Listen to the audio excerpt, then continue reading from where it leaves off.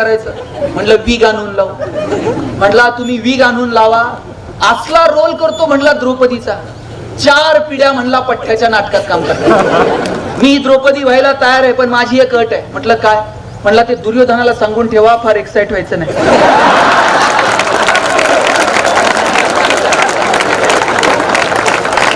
त्याला म्हटलं दुर्योधन माझ्या ऐकण्यातला, काळजी करू नका. आता मी सगळे कॅरेक्टर शोधत होतो, मला भीम सापडत नव्हता. भीम जरा धष्टपुष्ट पाहिजे. आम्ही सगळे किडकिडीत. मी DY पाटीलला, शेजारी इंदिरा कॉलेज, 2 कॉलेजच्या मध्ये जिम होती. आणि त्या जिमच्या बाहेर एक पोरग रोज कॉलेजच्या बाहेर त्या बुलेटवर चक्र मारायचं. प्रत्येक कॉलेजच्या बाहेर असले 2-4 असतात, त्यांच्याकडे लक्ष द्यायचं नाही. त्याला एक दिवशी मी थांबवलं. म्हटलं बाहेर चक्र मारून काय करतो? म्हटलं आम्हाला कोण कॉलेज लिहून देत. म्हटलं तू येणार का? म्हटलं काय करायचं? म्हटलं नाटकात काम करायचं. म्हटलं रोल काय करायचा आहे? म्हटलं पिळदार शरीर एसटी आहे, भीम व्हायचंय. म्हटलं तो म्हटला मी भीम व्हायला तयार आहे, पण द्रौपदी कोण आहे सांग. म्हटलं मी त्याला म्हटलं वर्गातली सगळ्यात सुंदर मुलगी द्रौपदीच्या पोर. एवढं खुश झालं, ते पदर खर्चानं गदा घेऊन आलतं नाटकात काम करायला. आता मी सगळे कॅरेक्टर शोधले होते. मला 5 पांडवांपैकी एक कमी पडत होता. तो कुठून आणायचा?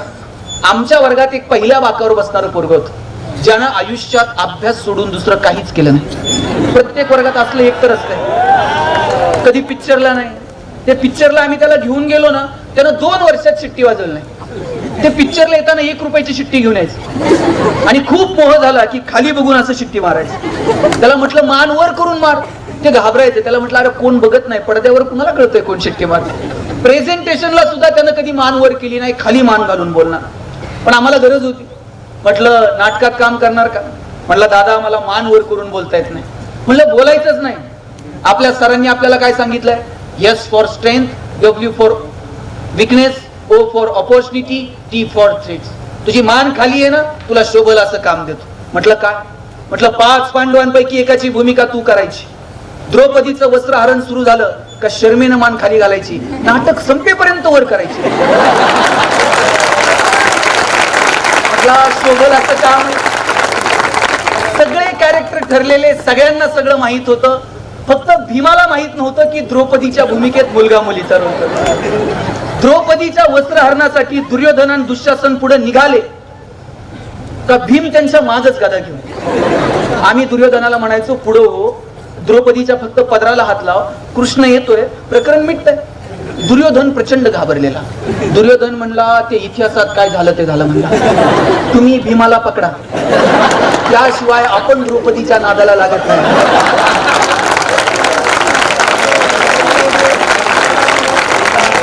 आता भीम या दोघांच्या मागच गदा घेऊन.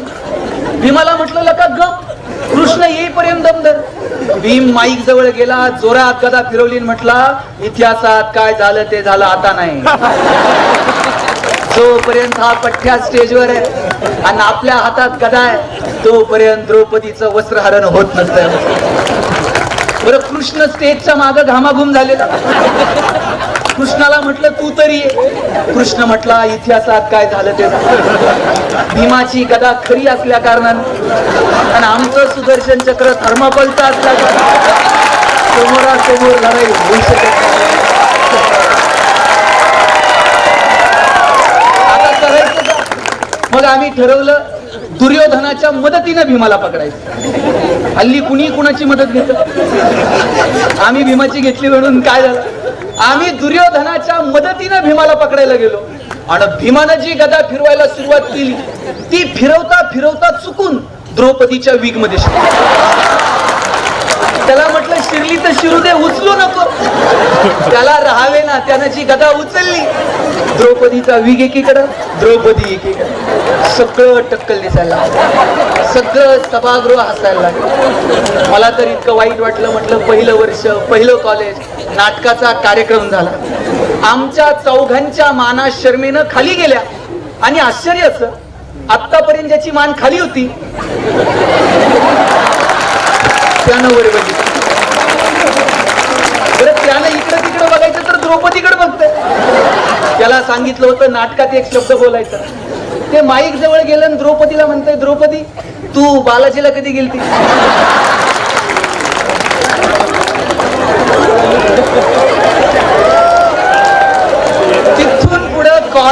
नाटकामध्ये ज्या वर्षी नाटक झालं त्या वर्षी हे पोरग लीड रोलला असायचं आणि आम्ही 2-4 जणांना ते सांगन तेवढंच बोलायचं, ते सांगन तेवढंच काम करायचं. आपल्या प्रत्येकात काहीतरी स्ट्रेंथ आहे, फक्त अशा माना वर करून बघायची हिंमत दाखवा पोरांना.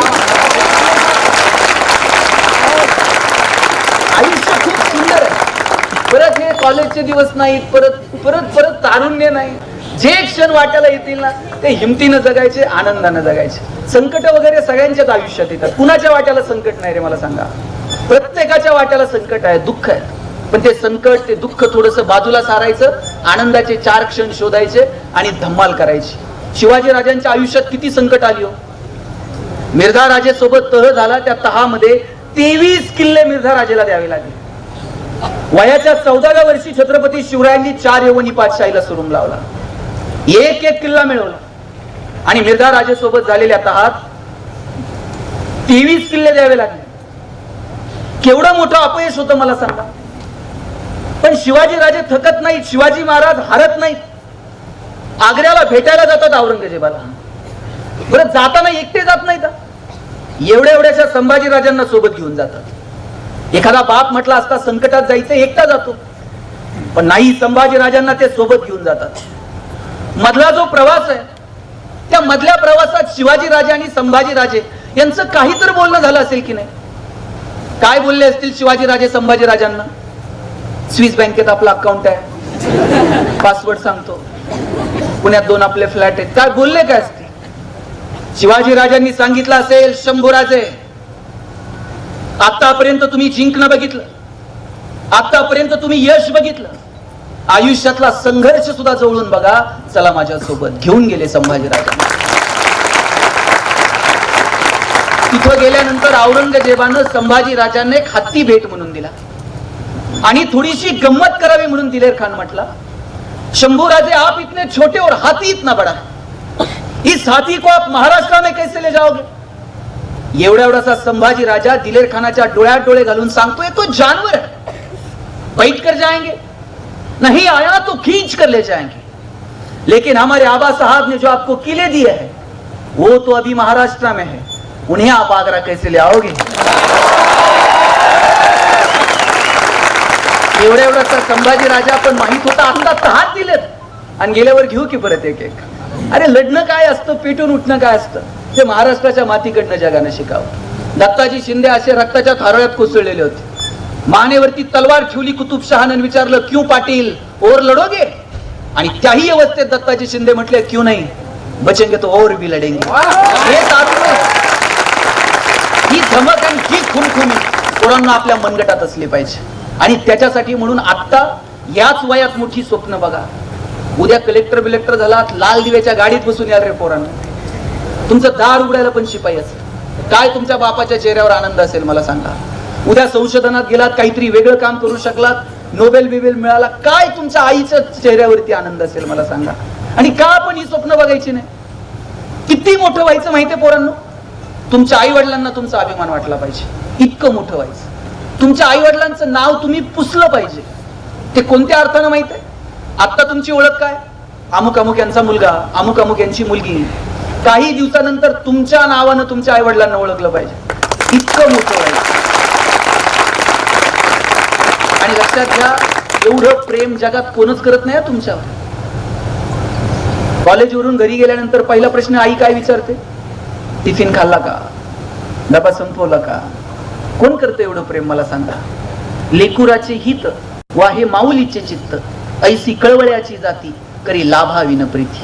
कोणत्याही लाभाची अपेक्षा न करता तुमच्यावर प्रेम करणारे या जगात जर कोण असेल, तुमची आई आणि तुमचा बाप आहे. पोरांनो, बापाची चप्पल तुम्हाला यायला लागली ना, मग बाप तुम्हाला रागवत नाही. त्याला कळतं आता पोरग खांद्याला आलंय, माझी चप्पल त्याला यायला लागली. रागवायचं धाडस तो करत नाही. पण बापाच्या तुमच्याकडनं काही छोट्या छोट्या अपेक्षा आहेत. बापाची अपेक्षा नाहीये की पोरांना हजारो रुपये रोज आणून माझ्या हातात द्यावेत, पण बापाची अपेक्षा आहे पोरांना असं कर्तृत्व करावं की पोराकडे बघताना सुद्धा आमची मान अशी उंच झाली पाहिजे. इतकं चांगलं कर्तृत्व करून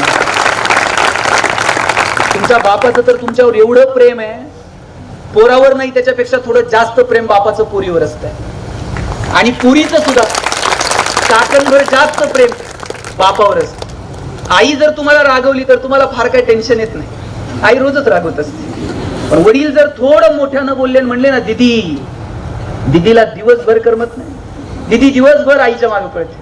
आज बाबा मला रागवले, आज ओरडले, आज मोठ्यानं बोलले, आज डोळे मोठे केले, किती किती वाईट वाटतं. पोरींनो, ज्या दिवशी तुम्ही जन्माला आलात ना त्या दिवशी बापाच्या मनात दोन विचार चमकून जातात. एक तुमचं शिक्षण आणि दुसरं तुमचं लग्न. बाप तुमच्या शिक्षणासाठी, तुमच्या लग्नासाठी एक एक रुपया बाजूला काढून ठेवतो. त्याची ऐपत नसताना सुद्धा तुमच्या अनेक गरजा, तुमची हौस मौस पूर्ण करायचा प्रयत्न करतो. स्वतः तुटलेली चप्पल घालेल पण कॉलेजला जायला लागल्यानंतर तुम्हाला चांगले शूज आणून दे. स्वतः फाटलेलं बनियन घालेल पण तुम्हाला चांगले कपडे आणून दे. स्वतः बाप सायकलवर कामाला जाईल पण तुम्हाला कॉलेजला जायला गाडी देईल, बसचा पास करून घेईल, हॉस्टेलचे पैसे भरेल. कोण करतं एवढं प्रेम मला सांगावं? तुमच्या लग्नात तर बाप असा फेटा बिटा घालून मांडवात मिरवत असतो. दिवसभर त्याची मान अशी उंच असते. पण एका कन्यादान झालं ना, मुलीचा हात जावायच्या हातात देतो आणि सांगतो तर हाताच्या फोडाप्रमाणे जपली, जावाई बापू सांभाळून घ्या. दिवसभर त्याच्या डोळ्यात थेंब येत नाही. पण पोरीची गाडी एकदा निघून गेली ना, खांबाच्या पलीकडे जाऊन एकटाच ओढतो तो बाप असतो. त्या बापाची मान कधी खाली येणार नाही त्याची काळजी मुलगी. आणि पुराण कॉलेज लाईफ एन्जॉय करा, हसत हसत जगा, पण त्यातली सात्विकता बिघडू देऊ नका.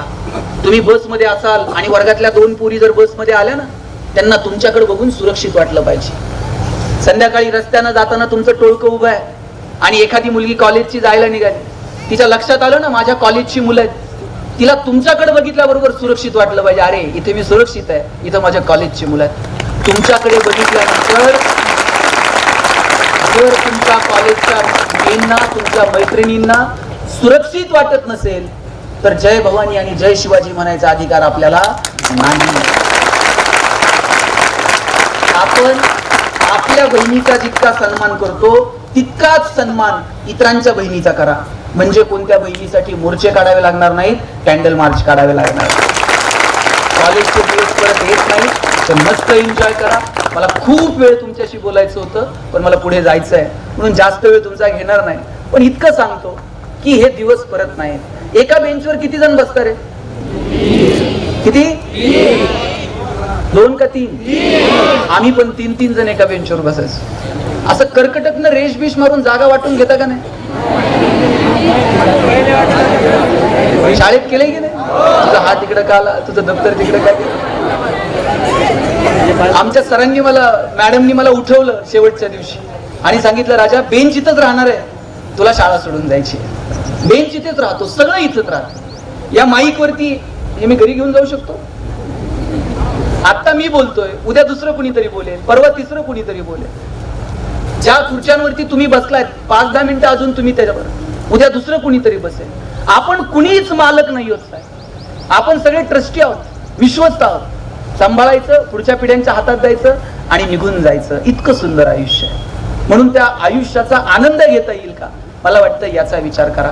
या पोरापोरींचं जगणं जर सर तुम्हाला शोधायचं असेल ना, हे तुम्हाला ट्युटोरियलच्या पानांमध्ये याच्यात तिकडे इकडे तिकडे नाही सापडत. या पोरांचं जगणं जर शोधायचं असेल ना, रोजच्या ज्या वया आहेत ना त्यातली मागची पानं चाळायची, शेवटची 2-4 पानं असतात. पोरींनी मेहंदीचं डिझाईन काढलेलं असतंय, रांगोळीचं डिझाईन काढलेलं असतंय. पोरांनी तर किती किती नावं खुडून खुडून परत परत लिहिलेली असतात. हे जगणं तुम्हाला तिथेच सापडणार आहे. मला वाटतं हे जगणं आपल्याला शोधता आलं पाहिजे. तुम्हाला गंमत आठवली म्हणून सांगतो. असाच फेब्रुवारीचा महिना होता. फेब्रुवारीमध्ये अनेक जणांमध्ये कुठून धाडस येतं मला कळत नाही. आमच्या वर्गातल्या एका मुलानं, आता तर व्हॉट्सअप बिट्सअप इतकं सोपं झालंय ना, मेसेज टाकताय, नकार आला का लगेच डिलीट फ्रॉम एव्हरीवन. त्यावेळेस चिठ्ठ्या बिठ्ठ्या लिहाव्या लागायच्या, ते पोहोचवायला कुणाला तरी शोधावं लागायचं. एकानं एका मैत्रिणीला चिठ्ठी लिहिली, पत्र लिहिलं, पुस्तकात ती चिठ्ठी ठेवली आणि तिला दिली. तिनं घरी गेल्यावर वाचली. त्यानं लिहिलं होतं, तू मला खूप आवडतेस, तुला जर मी आवडत असेल तर उद्या येताना गुलाबी रंगाचा ड्रेस घालून ये. पोरगी येतानाच लाल रंगाचा ड्रेस घालून आहे. हे परत कॉलेजलाच गेलं नाही लाल रंगाचा ड्रेस बघून.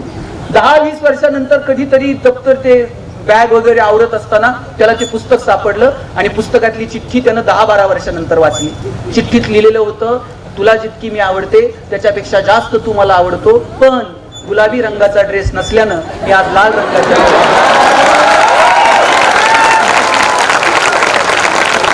म्हणून माझं सांगणं आहे, कधीतरी पुस्तकं उचकत चला. आपण जर पुस्तकच उचलली नाही तर असे अनर्थ आपल्या वाट्याला येतात. असे अनर्थ आपल्या वाट्याला येऊ नये असं वाटत असेल तर थोडंसं अभ्यासाकडे पण लक्ष द्या. कॉलेजचे दिवस परत मिळत नाही, ते छान एन्जॉय करा. ज्यांची परिस्थिती थोडीशी हालाकीची, थोडीशी गरिबीची असेल, अजिबात रडायचं नाही पोरांना. गरिबीत जन्माला यायचं का श्रीमंतीत आपल्या हातात आहे का? गरिबीत जन्माला आलो आपली चूक आहे का? गरिबीत जन्माला आलो ही आपली चूक नाही, पण आपण गरिबीत मेलो ना तर ती मात्र आपली चूक आहे. आपण मरायचं गरिबीत नाही, आपण बक्कळ पैसे कमवायचे, जेवढे कमवता येतील तेवढे कमवायचे. पण एक वाक्य आयुष्यभर लक्षात ठेवायचं, जोडून या धन उत्तम व्यवहारे. आपला व्यवहार उत्तम असला पाहिजे. माझे वडील सांगतात, वाईट मार्गाने मिळवलेले पैसे म्हणजे प्रेतावरची फुलं आहेत, हसूही देत नाहीत आणि रडूही देत नाहीत. म्हणून चांगल्या मार्गाने जेवढं कमवता येईल तेवढं कमवायचं आणि त्याचा आनंद घ्यायला शिकायचं. मी कॉलेजला शाळेत असताना अख्ख्या कॉलनीत सगळ्यांची घरं स्लॅबची होती, फक्त आमचं एकटं घर पत्र्याचं होतं. मी माझ्या आईला म्हणायचो, आई सगळ्यांची घरं स्लॅबची आणि आपलं एकटंच पत्र्याचं का? आई म्हणायची, तुझे वडील शिक्षक आहेत म्हणून घर पत्र्याचं. म्हटलं शासनाचा GR आहे का शिक्षकांनी स्लॅबची घरं बांधायची नाही? ती म्हणायची, कार्ट्या नशिबान आहेस पत्र्याच्या घरात जन्माला आला. मी म्हटलं का? ती म्हणायची, बघ घर गरम व्हायला लागलं का तुला कळतं? उन्हाळा सुरू झालाय. घर गळायला लागलं का तुला कळतं? पावसाळा सुरू झालाय. शेजारच्या स्लॅबच्या घरात उन्हाळा कळत नाही, पावसाळा कळत नाही. खास ऋतूंची ओळख व्हावी म्हणून भूगोल शिकवणाऱ्या तुझ्या बापानं असलं मॉडेल उभं केलं. पैसे नव्हते पण आनंद मात्र भरभरून होता. वडील एक चॉकलेट आणायचे, माझ्या बहिणीच्या हातात द्यायचे आणि म्हणायचे, गणेशन तू अर्धा अर्धा करून खा. ताई चॉकलेटचे 2 भाग करायचे, एक मोठा आणि एक. ताई चॉकलेटचा छोटा भाग स्वतःला ठेवायचे आणि मोठा भाग मला द्यायचे. चॉकलेट छोटं होतं पण आबाळा एवढा संस्कार करून द्यायचा. मोठ्या लोकांनी मोठ्या गोष्टी मोठ्या मनानं छोट्या लोकांना द्यायच्या असतात. दिवाळीला जर लवंगी फटाकड्याचा पुडा आणला ना, अख्खी लढ कधी एकखटी वाजवली नाही. एक फटाका सुट्टा करून वाजवण्यातली मजा काय असते ती जवळून अनुभवली. मला वाटतं या गमती, हा आनंद आपल्याला घेता आला पाहिजे. तुम्हाला माहिती आहे, झाडातनं एक म्हातारी यायची, ती पांढरी म्हातारी, ती आम्ही पकडायचो आणि ती जपून ठेवायची. लहानपणी पकडलेली म्हातारी अजून तरुण आहे, पण व्यसनाच्या नादी लागून ऐन तारुण्यात आम्ही कधी म्हातारे झालो आमचं आम्हालाच कळलं नाही. म्हणून व्यसन हे तारुण्याचं लक्षण नाहीये. तारुण्यात चांगला विचार करा, मोठी स्वप्न बघा, आपलं ज्ञान समाजासाठी वापरता येईल का याचा विचार करा आणि हसत हसत राहा. जगाला आपलं कौतुक वाटेल की नाही मला माहित नाही, पण आपलं आपल्याला कौतुक वाटलं पाहिजे. तुकाराम महाराज जायला निघाले आणि कुणीतरी विचारलं, तुकोबा काय मिळवलं आयुष्यात? तुकाराम महाराज म्हटले, कौतुक वाटे झाली या वेचाची. आम्ही जे जगलो आमचं आम्हाला कौतुक वाटतंय. आपल्या आपल्या कॉलेजचं, आपल्या आपल्या जगण्याचं आपल्याला कौतुक वाटलं पाहिजे. इतके धुंदीत, इतक्या मस्तीत तुम्ही जीवन जगा. तुम्हाला सगळ्यांना खूप साऱ्या शुभेच्छा आणि हसत राहा. हसताना आपण छान दिसतो. पूर्वी किमान ते फोटोग्राफर तरी म्हणायचा प्लीज स्माईल, मग लोक हसायची तरी. आता फोटोग्राफर पण ते स्माईल वगैरे म्हणत, ते म्हणते पोटात घ्या. त्यामुळे स्माईल ठेवायचे. मी आल्यापासून मी 2-3 जण बघतोय हसलेच नाही. ते हसा वाटलं तरी शेजारी बघणार, तो हसतोय का? बरं, माणसालाच हसता येतं, जनावरांना हसता येतंय का? तुम्ही शेणकूर करायला गोठ्यात गेलाय आणि म्हशीनं छान स्माईल दिली, असं झालंय? म्हैस म्हणते का प्लीज वेलकम इन गोठा? तुम्ही साहेब गाढवाला कधी हसताना बघितलंय? सर, ज्या दिवशी गाढव हसायला सुरुवात करेल ना त्या दिवशी समजायचं गाढवाचा प्रवास मानवत्वाकडे सुरू झाला. आणि ज्या दिवशी माणूस हसायचं बंद करेल त्या दिवशी समजायचं माणसाचा प्रवास तुमचं तुम्ही ठरवा. तुम्हाला सगळ्यांना खूप साऱ्या शुभेच्छा. No once more, no reset for any moment. So please, please, please, dear friends, keep smiling. Thanks a lot.